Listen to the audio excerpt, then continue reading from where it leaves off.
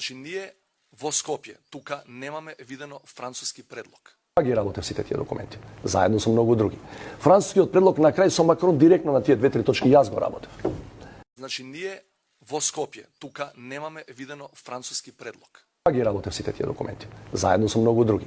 Францускиот предлог на крај со Макрон директно на тие 2-3 точки јас го работев. Имавме често муабети за името. Ќе го смениш името и никој нема да знае и утре ќе се викаме не знам како. Не може.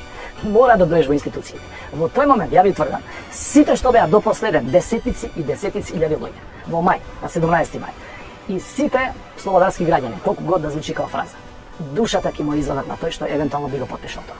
Нема да го остават у таа фотелја у која е. Значи ја не се сомневам, мислам дека шанси нема за такво нешто, али ако има, во интерес на нашата заедничка иднина, ние мора да му земеме мерка на тој човек или на тие луѓе. Марика лета со авион.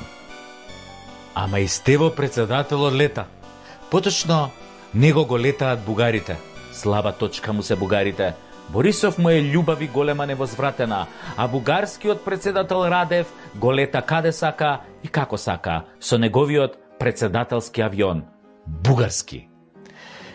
Што време, не време. И во ова време не време кога бугарите бришат пот со нас, кога ги побугарчуваат Кирил и Методија и македонскиот јазик и азбука, Стево ја прифати понудата на Радев да се повози на неговиот авион. Да се повози до Ватикан, баш на чествувањето на двајцата браќа просветители, како ние да немаме наш авион мајката. А имаме? Па што знам јас? Не може да немаме, си викам, сепак сме држава. А држава сме стварно? Добро, може имаме авион, ама сигурно е расипан или нема гориво, а може му е дупната едната гума, па не знам, дреме тамо во некоја гаража, немаат резерва, може нашиве. А може имаме авион, нема дупнати гуми, ама немаме пилот во авионот и тоа може да е причината. И шо да преш да си на местото на Стево, нели во тој случај? Па мора да се снаоѓаш, ама баш со авионот на бугарскиот председател ли мораше да лета, со авионот на Радев. Истиот оној Радев кој не пропушта можност да каже дека сме бугари, дека јазикот ни е бугарски дијалект и дека сме создадени од Коминтерновската епрувета на Тито во 1944 година. На овој тип му дозволи да те лета, бе, љубави. На овој тип ме заебаваш. Не, стварно ме заебаваш.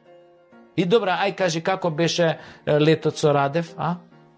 Небото сигурно беше мирно по прашање за ветото и потеклото на Гоце Делчев, или може би за време на летот ве тресеа турбуленции кога виграше некоја бугарска стюардеса на шипка. Чекај, само да те прашам, ти, љубави, седеше до Радев за време на летот или онака те бапнаа кај куферите во багажникот?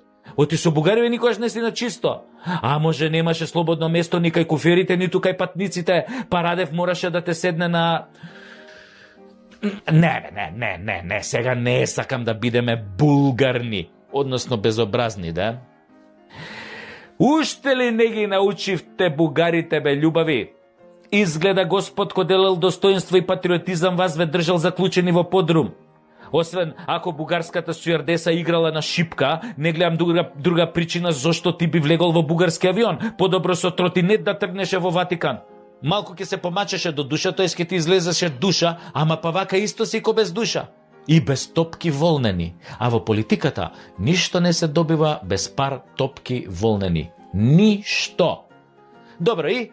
Еве стигнавте со Радев во Ватикан со неговиот авион. И после, После Стево му го даде новиот дрес на македонската фудбалска репрезентација на папата на кој пишуваше Папа Франциск. Со К на крајот. А папата е Францис. Не се чита тоа К.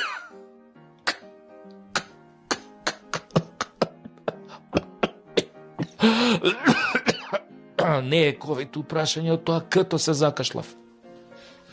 Ама на овие утнативе од протоколот, што беа пола кај Заев у влада и утнаа се што можеше да се утне, изгледа оваа утка им беше ко погодена. Една буква кон една. Ша има везе. Па какви што се можеа на грбот да напишат на дресот и Папа was a Rolling Stone. Или да напишат Папа Николау Тест, и тоа може. Остај ги бе, само едно К утнале бе. Добро е бе, може ли боите да ги утнат ко вас е флексибл во спотот за Евровизија, па после да се вада дека тоа било уметничка инсталација, нели? Стево гарант му рекол на папава: "Љубави, ти го поклањам овој дрес да си го облечеш, можеш и од озгора на тога, мислам на мантијата кој ќе игра нашата земја на европското, нели? Пошто Аргентина твоја, пошто папава нели аргентинец, пошто Аргентина твоја бе, замисли бе, не игра на европското бе. Не успеа да се пласира на европско и ти сега, драг папа, немаш за кого да навиваш." Лели. Ау, Стево на папата му направи со ова за аргентинска репрезентација таков тонж, така му фати сеир на папава, мислам така папава се осети малку непријатно што Аргентина не се пласирала на европското. Ако имаше воопшто поим нели за какво европско му зборува Стево, ти папава е човек во години, лева рака е на Свети Петар, кај има тој време фудбал да гледа на толку несреќни, гладни и ковидосани по светов. Абе нема време.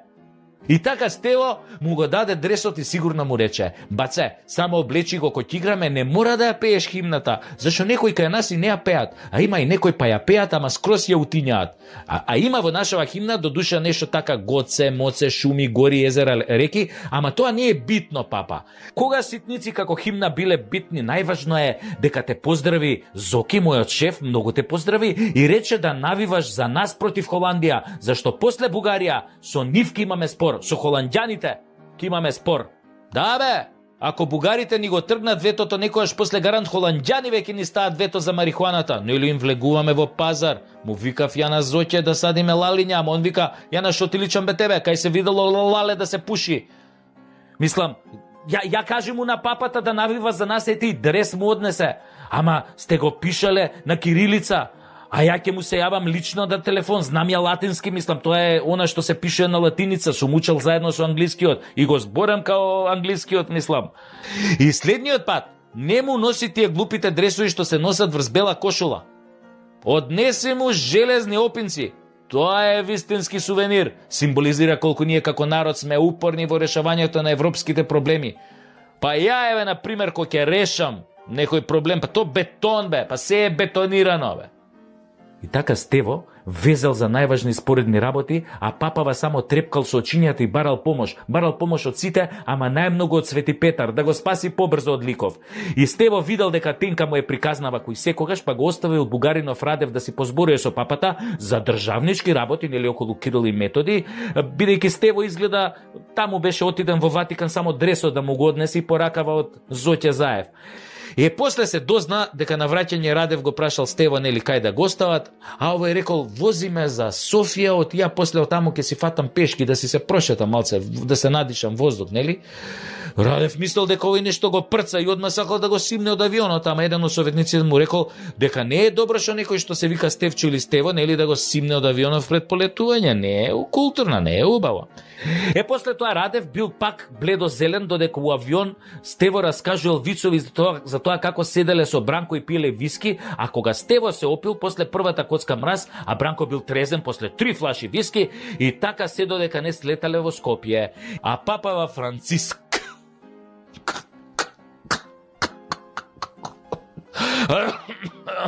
посредбата со Стево го закачил вела дресот во шифонерот и на него напишал како подсетник: "Овој дрес да го облечам која ќе игра Македонија против Австрија, зашто оној Курц повеќе не ме прави среќен."